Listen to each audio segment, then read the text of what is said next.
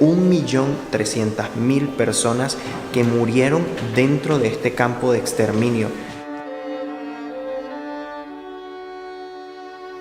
En esas habitaciones podían ser asesinadas hasta 2.000 personas al mismo tiempo.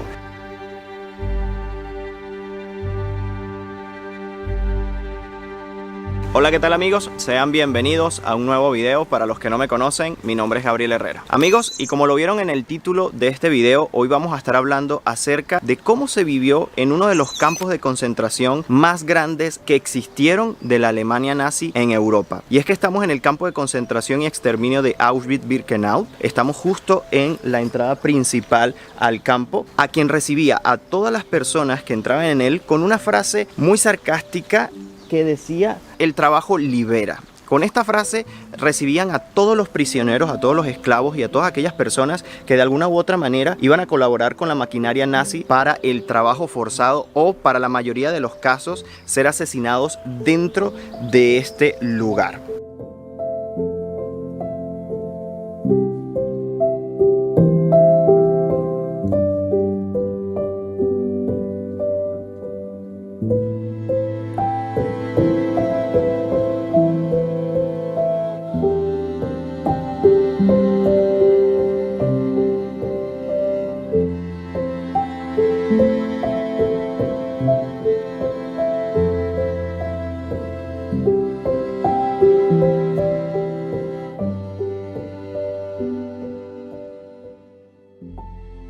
Miren, esta es una fotografía del año 1941, justo acá en la entrada del campo. Se puede ver a una banda acá conformada por judíos que tocaban 2 veces al día. Una vez cuando salían los prisioneros y una vez cuando entraban por estas puertas de acá. Bueno, cuando los prisioneros salían para hacer trabajos, los alemanes los contaban a cada uno de ellos y sabían exactamente cuántos habían salido. Al momento de regresar, si durante la jornada de trabajo uno de los trabajadores era asesinado por cualquier causa, porque por cualquier causa podías morir, simplemente por las ganas que tuviera el soldado de la SS de matarte, ese cuerpo tenía que volver acá y ser contado también. Por eso los prisioneros tenían que cargar con ese cadáver y entrar por allí. Ahora, ¿a qué salían ellos a trabajar? Bueno, podían trabajar de la agricultura o también podían trabajar en las minas. Obviamente un trabajo muy pesado. La mayoría de las muertes que ocurrieron aquí en este campo de concentración durante el inicio fueron porque, bueno, pasaban hambre, por los trabajos forzados a los cuales eran sometidos. Pero llegó un punto en el año 1942 en el que el campo pasó a ser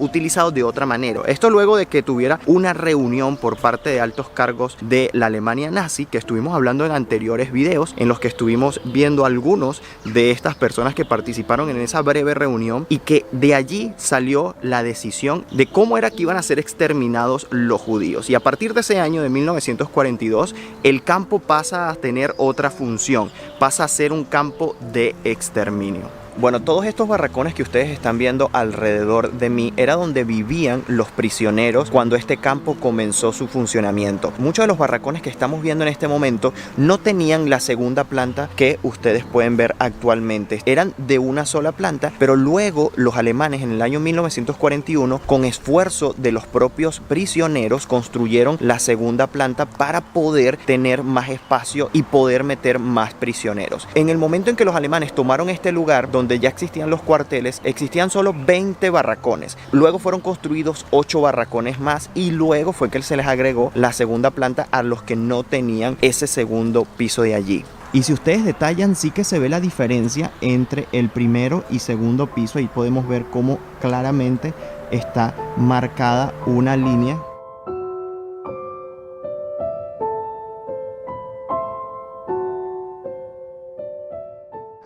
Fíjense, nosotros estamos justo en este lugar de aquí. Esto es Auschwitz I. En este campo existía una cámara de gas y un crematorio solamente. La otra parte, cuando se amplió el lugar, fue en Birkenau II en el año 1942. En este campo, en el primero, cabían unas 20.000 personas y luego de la ampliación cabían 100.000 en esta zona de acá. También fue construido luego, en ese mismo año de 1942, esta parte que se llama Monowitz. En la actualidad no se puede ver nada de esta parte, ya no existe, pero aquí también funcionaba la antigua fábrica de IG Farben Industries. Aquí era fabricada gasolina sintética, y un dato curioso acerca de la IG Farben es que luego del término de la guerra, los aliados, al ver que esta compañía estaba muy corrupta, decidieron disolverla en las compañías originales que la integraban, y actualmente una de ellas es muy conocida, que es Bayer. Y sí, o sea, Bayer como tal, como compañía en la historia de su existencia, formó parte de todo esto. Y no estoy queriendo decir con esto que la compañía Bayer en este momento sea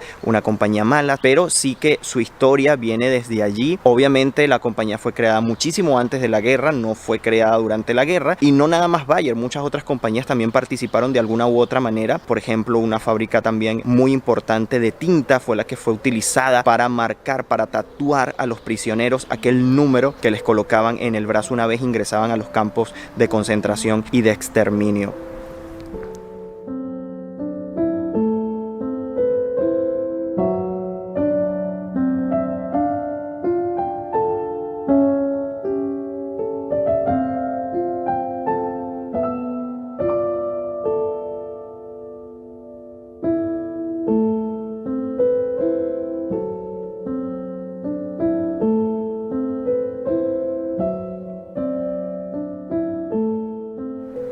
Y todo lo que ustedes están viendo alrededor son los diferentes países desde los cuales los alemanes traían prisioneros hacia el campo de Auschwitz. Muchos de estos prisioneros morían en el camino, porque estamos hablando que los traían aquí a Polonia desde países como Grecia, países como Rusia, Noruega, allá arriba. Imagínense venir desde esos países en un tren que era para transporte de ganado durante días. Muchos de ellos ni siquiera lograban llegar al campo de concentración y morían en el camino, además de todo lo que iban a vivir luego en el campo y la selección a la cual iban a ser sometidos para poder saber si iban a trabajar o iban a morir al momento de su llegada.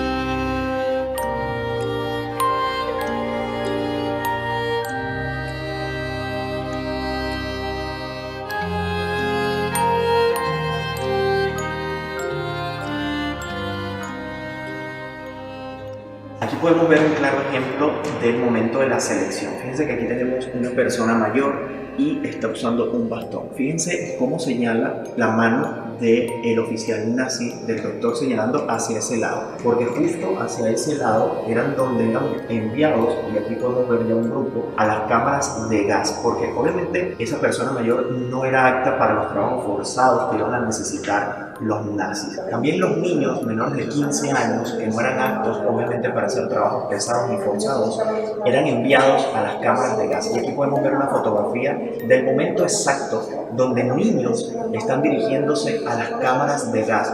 Fíjense que esta mujer tiene un bebé en sus manos, que obviamente para los alemanes no representaba nada.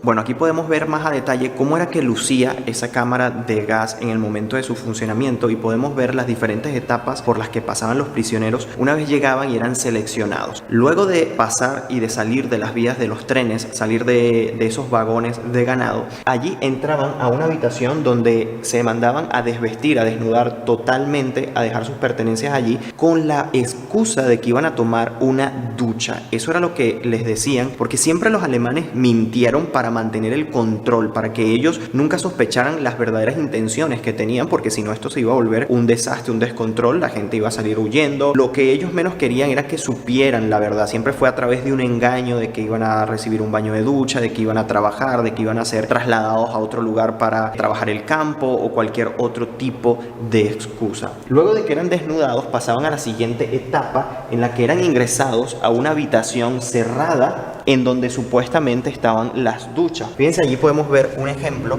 de cómo estaban allí todos aglomerados, y por esos orificios que ustedes están viendo en la parte superior de donde está el espacio abierto, por allí ingresaban el Ciclón B. Y aquí podemos ver un ejemplo de lo que tenían esas latas de Ciclón B. Así lucían estas como piedritas que luego con altas temperaturas liberaban gas. Luego que eran ingresadas a esta habitación, trancaban la puerta, apagaban las luces y a través de esos orificios que están allí en el techo era liberado ese gas. En esas habitaciones podían ser asesinadas hasta 2000 personas al mismo tiempo. Luego de que eran asesinadas todas estas personas, se necesitaba un grupo que se encargara de sacarlas y de llevarlas a los crematorios para deshacerse de cualquier evidencia y deshacerse de los cuerpos.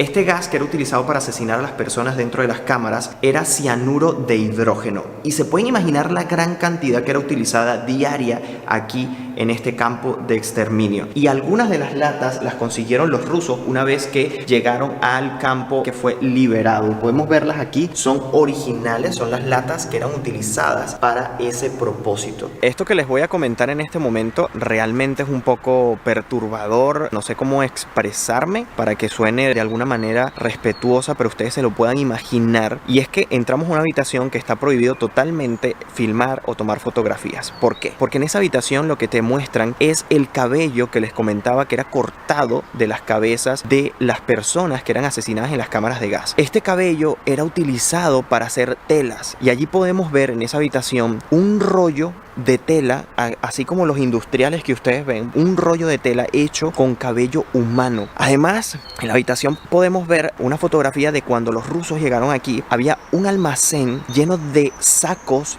de cabello humano, y en la fotografía se pueden observar 7 toneladas que los rusos consiguieron de cabello humano almacenados allí. Y es demasiado duro pensar que esos cabellos les pertenecían a las personas que en algún momento estuvieron en este campo de concentración. O sea, te puedes imaginar, porque ves realmente a primera mano, ves ante tus ojos parte de esa persona que en algún momento estuvo viva y que no se imaginaba el futuro que le iba a tocar. O sea, de verdad que el lugar es muy, pero muy fuerte de visitar.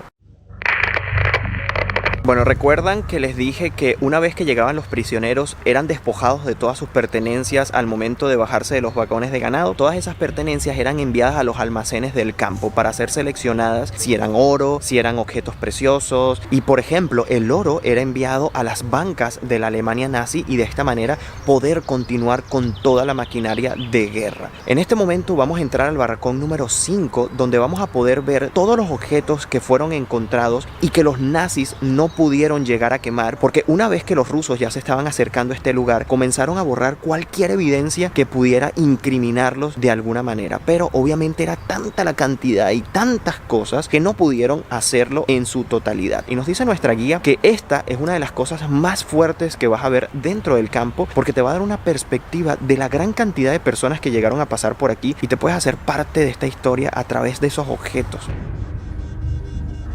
Bueno, aquí lo que podemos ver son algunas de las gafas típicas judías que fueron encontradas por los rusos una vez llegaron al campo. Y no sé si pueden ver esta gran montaña de gafas, todas entrelazadas, y se pueden llegar a imaginar y tener una idea de cuántas hubo en su totalidad, si estas apenas fueron las que lograron conseguir.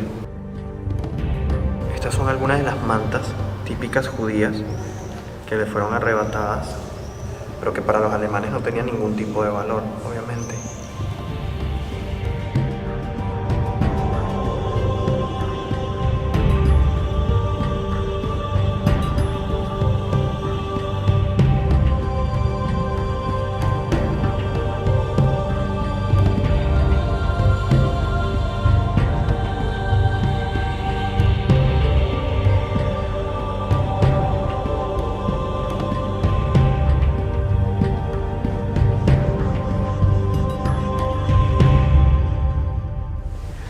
Bueno, lo que ustedes están viendo en este momento son algunas de las pertenencias con las que los judíos, los prisioneros, llegaban al campo.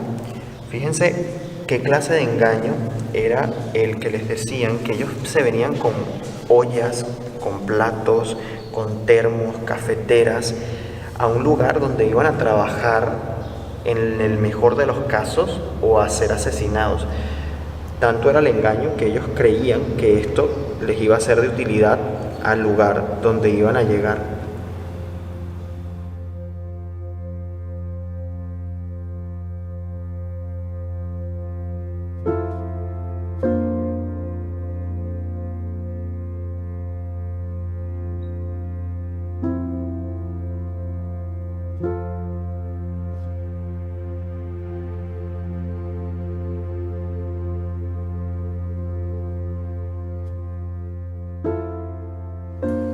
Bueno, y esto va a ser un poco fuerte para algunos. Esto que ustedes están viendo es zapatos, pero zapatos de niños, de los más de 235.000 niños que llegaron a estar en el campo de concentración y exterminio de Auschwitz, y que para los alemanes, pues tener niños aquí no tenía ningún sentido, y todos eran enviados a las cámaras de gas para morir. Es por eso que vemos esta gran cantidad de zapatos. Y también se consiguieron piezas de ropa de bebés, de niños muy pequeños. Wow. Aquí tenemos montañas de zapatos de los adultos. Son 2 vitrinas enteras llenas con más de 40.000 pares de zapatos de lado y lado. Miren esto. Pero realmente esta cantidad no es nada, porque recuerden que estuvimos hablando acerca de 1.300.000 personas que murieron dentro de este campo de exterminio. Estamos hablando que solo aquí hay 40.000 zapatos. Aún faltan 1.260.000 pares de zapatos.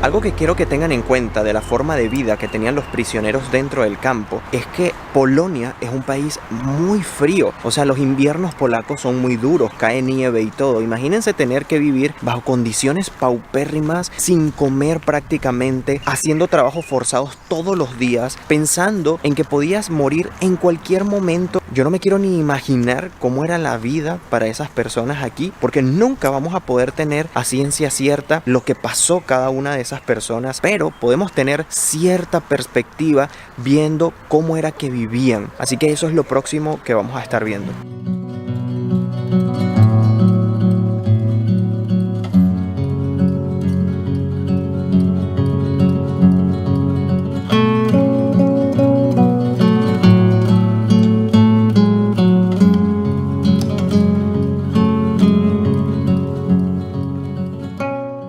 Luego pasaron a utilizar colchonetas rellenas de paja, por así decirlo, las tiraban en el piso y allí dormían. Bueno, la última etapa de cómo vivían los prisioneros en los barracones era estas literas que eran de 3 pisos, y ustedes podrán ver y decir, bueno, ahora vivían más cómodos, pero algo que sí quiero que tengan en cuenta es que en cada una de estas camas no dormía solo una persona, podían llegar hasta 3 personas a estar en un solo espacio.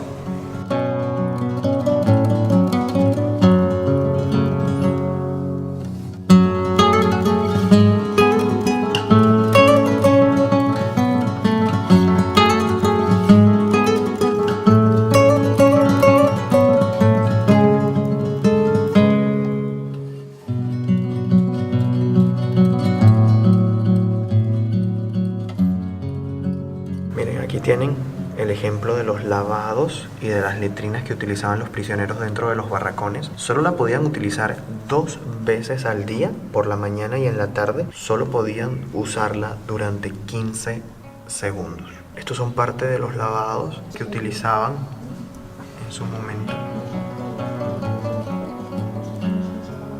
Ahora podemos observar en este pasillo muchas fotografías de los prisioneros que pasaron por este campo de concentración. Y es que al principio los alemanes registraban a los prisioneros tomándoles una fotografía y de esta manera llevaban un registro de todos los que trabajaban dentro del campo. Pero luego esto, a medida que iba pasando el tiempo, se hizo poco práctico y muy costoso, porque era tomar fotografía, revelar la fotografía. Entonces ellos lo que hicieron fue no tomar la fotografía, sino identificar a cada uno de ellos con un tatuaje. Y es ese famoso tatuaje con el número en el brazo que solo era utilizado en este campo de concentración y exterminio de Auschwitz por la gran cantidad de personas que pasaban por él. Justamente la tinta que era utilizada para marcar a los prisioneros era de la empresa Pelikan, que aún funciona en la actualidad. Miren, por ejemplo, esta mujer, a la que fue también cortada el cabello, solamente duró 10 días dentro del campo de concentración. Fíjense que tenemos la fecha de deportación, el 11/11 de 1942, y la fecha de muerte, el 21/11 de 1942. Tan solo 10 días luego de su llegada, esta persona fue asesinada. Bueno, la forma de identificar a los prisioneros, si eran prisioneros de guerra, si eran judíos o si eran de otro tipo, eran el símbolo que le colocaban en el uniforme. Y fíjense que a los judíos les colocaban una estrella, obviamente, amarilla y roja. Obviamente la fotografía está en blanco y negro, no lo podemos observar, pero así era en ese momento. Y muchos de los prisioneros, la mayoría de ellos, utilizaban la pijama de rayas. Y esta era la única ropa que la mayoría de ellos tenía. Imagínense tener simplemente esa ropa para cubrirse del invierno polaco. A eso me refiero con las condiciones que tenían postbernas para vivir. Si nadie tenía algo adicional para cubrirse, pues no duraba más de 2 semanas dentro de las instalaciones y haciendo trabajos forzados al aire libre.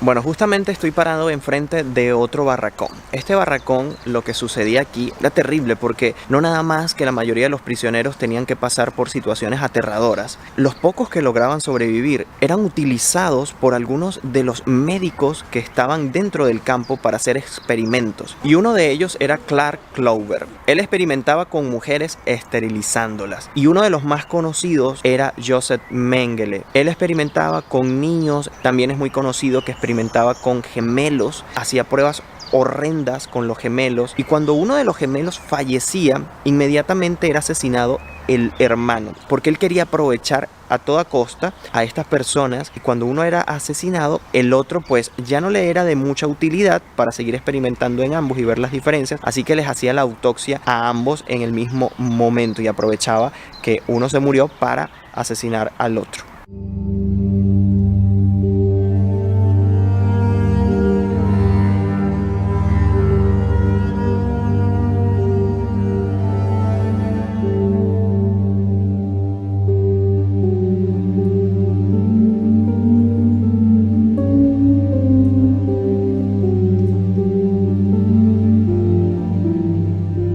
Uno de los lugares que no podemos visitar dentro del barracón número 11 son los sótanos, donde estaban algunas celdas, porque una de ellas era así. Podemos ver la fotografía en la que hay dos pequeños cubículos acá, las puertas pequeñitas donde se tenían que agachar y poder entrar. Aquí podían estar hasta 4 personas al mismo tiempo en cada uno de estos cubículos, parados todo el día. O sea, esa era la forma de castigo para alguno de los prisioneros que venía al bloque número 11, porque algo que tenemos que tener en cuenta es que hubo varios tipos de prisioneros en este bloque. Estaban los prisioneros de la Gestapo, en los que esos prisioneros la muerte era segura, y también estaban los prisioneros del propio campo, que eran castigados con traerlos aquí por algún comportamiento que los alemanes pues no veían bien, como por ejemplo robarse un poco de comida, no tener un botón en el uniforme o alguna razón de estas que no tiene ningún motivo de castigo, pero que para ellos sí representaba dicho castigo. También tenían una habitación oscura en la que podían estar hasta 40 prisioneros al mismo tiempo, que no tenía sino una pequeña ventana, por eso se le llamaba habitación oscura. Y además de eso fue construida también una celda donde eran traídos los prisioneros que eran castigados con la muerte a través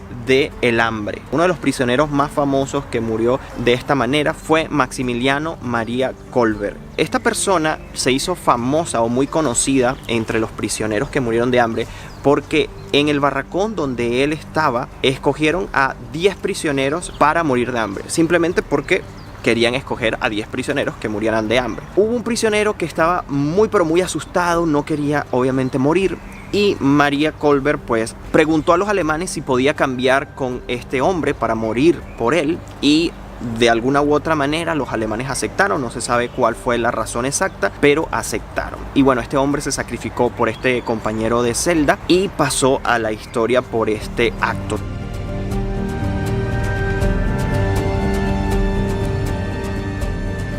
Y bueno, una vez que los prisioneros eran juzgados, recibiendo el mismo tipo de juicio, venían aquí, se paraban allí y un alemán le disparaba y de esa manera era su fin.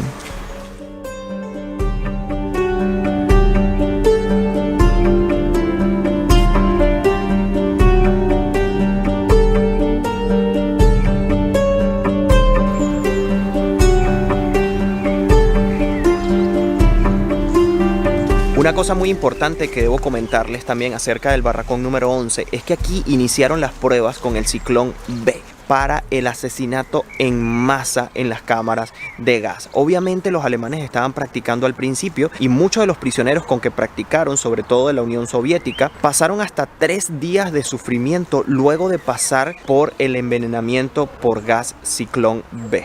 Justo al lado del barracón número 11 podemos ver un claro ejemplo de cómo era custodiado el perímetro del campo. Fíjense que tenemos aquí una alambrada, ¿ok? Una alambrada que era electrificada. Luego teníamos minas antipersona, teníamos cabinas de vigilancia cada cierta distancia. Fíjense que una está allí, la otra está justo acá. Allá tenemos en la esquina otra justo allí. Y como si fuera poco, tenemos un gran muro allí. Todo esto bajo 2 cercos de alambrada eléctrica y minas. O sea, escapar de aquí era imposible.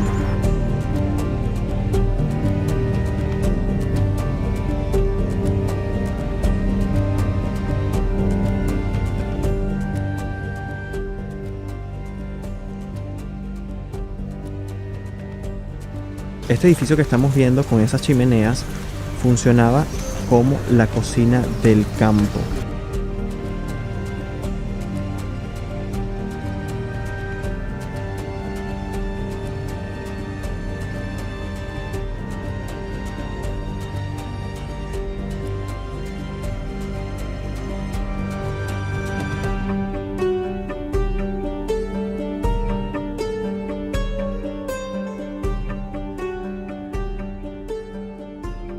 Bueno, en este momento nos encontramos como en la plaza principal del campo. Es esto que tenemos aquí entre estos 2 barracones. Y justo aquí, en el año 1941, un día los prisioneros fueron obligados a permanecer allí de pie durante 19 horas. Estamos hablando de que casi un día completo. La razón fue la primera huida que ocurrió aquí en Auschwitz. Porque aunque era difícil y casi imposible de escapar, pues los que estaban aquí se la imaginaban todos los días de cómo lograrlo y algunos de ellos lo consiguieron. murieron, pero esto traía como consecuencia un castigo, y el castigo era como ese, permanecer allí de pie. Obviamente no era lo peor que podía ocurrir, porque justo del otro lado, y es que tenemos aquí una horca. Esta horca que ustedes están viendo allí, esta viga de metal en esos 3 palos que están allí, murieron 12 personas en el año 1943, porque en ese año, en 1943, lograron huir 3 prisioneros y sus compañeros pues pagaron las consecuencias. Esto también,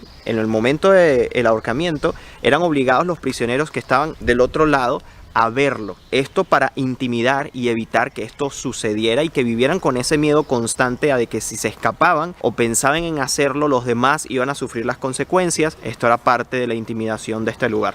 Esto que están viendo es una réplica de una casilla de vigilancia que justamente estaba enfrente de lo que era la plaza principal. Aquí colocaban a los prisioneros, porque el principal funcionamiento de esta plaza era contar a los prisioneros, y eso lo hacían durante 2 veces al día.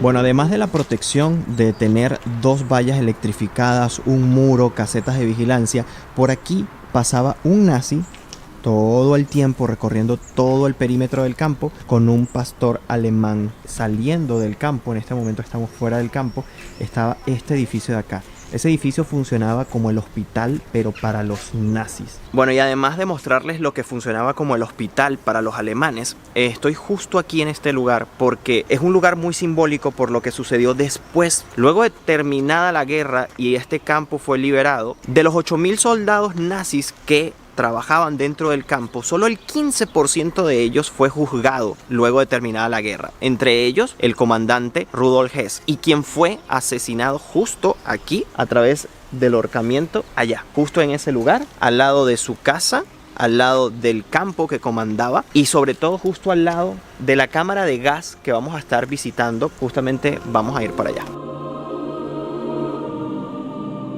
Los prisioneros, al llegar acá, se desnudaban fuera del edificio, o sea, en esta parte, antes de pasar por esas puertas, y ya vamos a ver luego el interior de lo que ocurría y cómo era, que era la distribución de la cámara, por dónde entraban los gránulos del ciclón B y todo el proceso que era hacerlo. Lo vamos a hacer con mucho cuidado, con mucho respeto, porque en ese lugar murieron muchas personas. Vamos a tratar de grabar todo lo posible con mucho respeto y en silencio.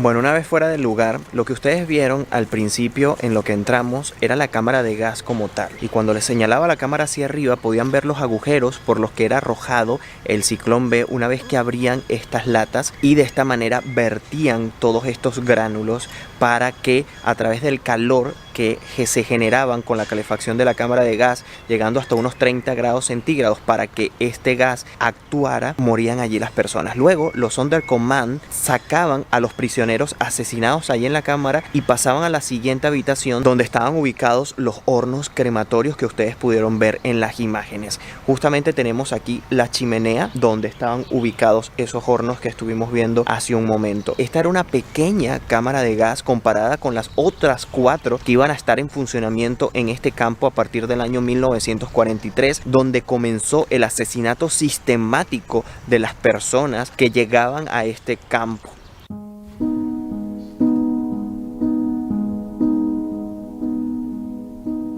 Bueno, en este momento nos vamos a dirigir hacia Auschwitz II, como también se le conoce, Birkenau en este caso, y es la segunda etapa de este campo de concentración.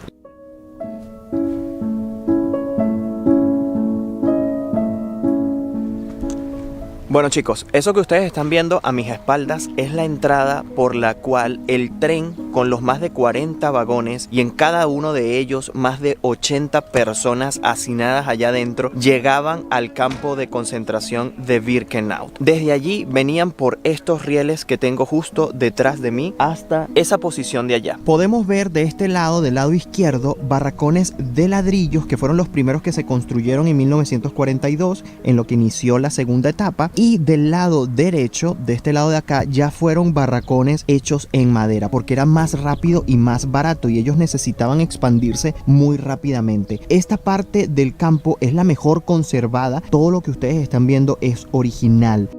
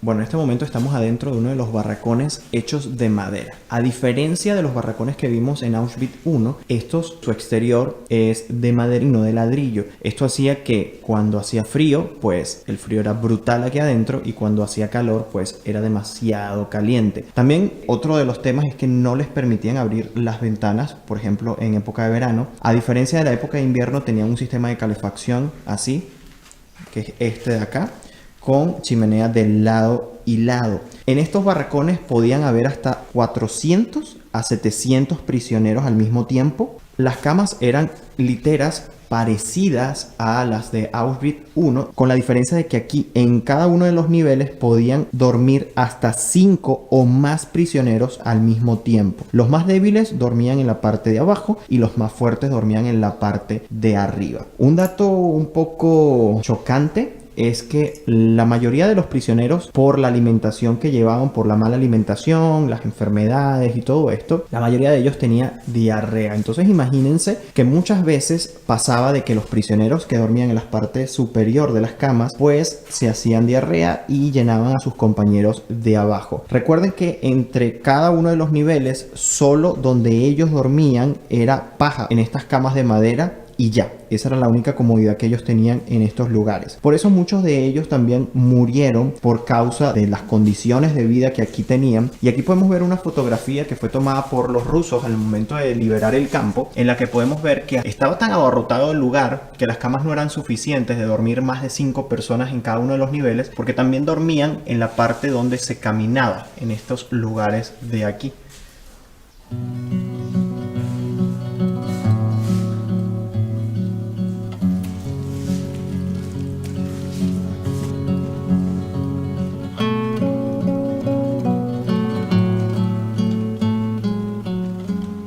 Bueno, en este otro barracón que entramos de este lado, también es hecho en madera. Este barracón funcionaba de baño. Este era uno de los 3 que habían de este lado del campo. En esta área donde actualmente no se ve nada, estaban los lavados. Y de este otro lado de aquí estaban las letrinas. Estas eran las letrinas que utilizaban los prisioneros que estaban en Birkenau. Fíjense la diferencia con las letrinas que estuvimos viendo en Auschwitz I. Simplemente es algo sumamente cavernícola, por así decirlo. Es simplemente un hueco con agujeros para cada una de las personas que durante 15 segundos podían usar esta letrina 2 veces al día y todos al mismo tiempo. O sea, era usarlo durante 15 segundos y salías.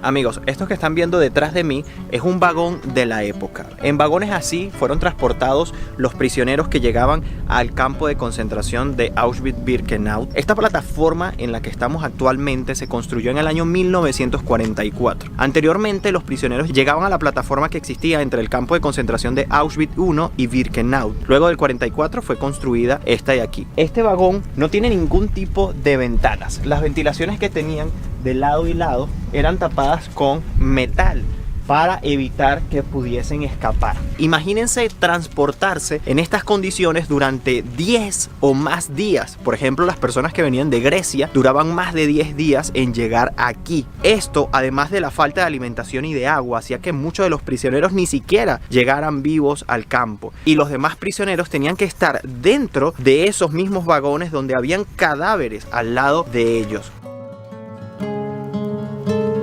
Bueno amigos, y eso que ustedes están viendo allí enfrente son las ruinas de una de las cámaras de gas. Estaba una allí ubicada y estaba la otra allá del otro lado. Justo en estos terrenos podemos ver unas placas conmemorativas haciendo honor a las personas que aquí perdieron su vida.